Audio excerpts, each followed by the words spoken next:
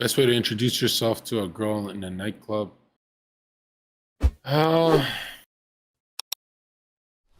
I don't really like this kind of approach, but I've noticed when girls are hovering next to the bar, I've always been like, let's go get some drinks. Come on, you two with us. And it turns into me and my homie and her friend, and I'm talking to a third party, which would be the bartender. Do I ever order the drinks? No. Do I ever talk about ordering? No. Right? Do I look at them and say, "What do you girls want?" No. I literally get to know them, and then I get distracted talking to the bartender, and I walk away.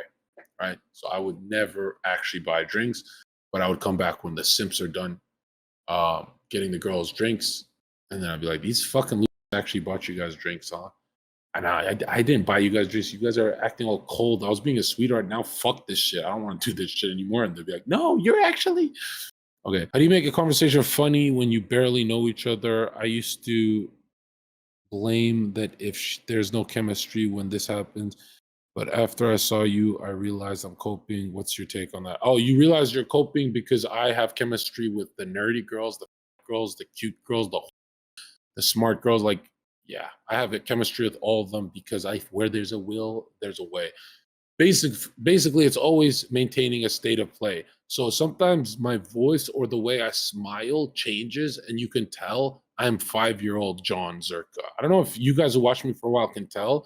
Sometimes my tone will change, and you go, "Oh, he's 5-year-old Zherka. He's gonna start beaming hard, right?"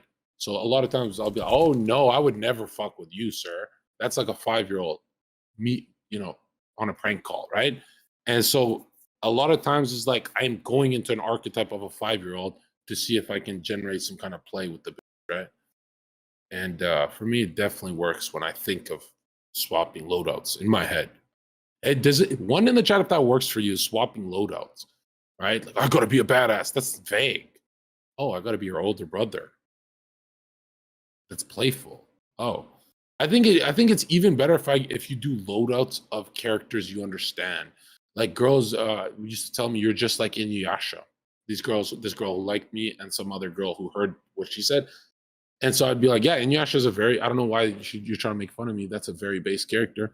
And so in my head, I'll be like, oh yeah. And if I act like myself, I'm Inuyasha, and eventually they want to fuck me. They want style from.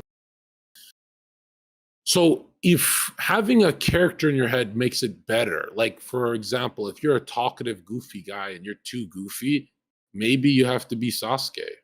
Maybe you have to cut some of the fat of what you're saying that's boring people. Or if you're too cold, maybe you have to be more Naruto. So just find the character and the setting of that character and his romantic interest and see if you can mimic it with your crush. And as soon as you mimic the setting and the topics and everything you guys are going through, yeah, anime has always helped me with this kind of stuff because anime has always brought me back to being a main character, right? And I'm always an anti-hero villain, which I had no idea gets all the. I learned the right way.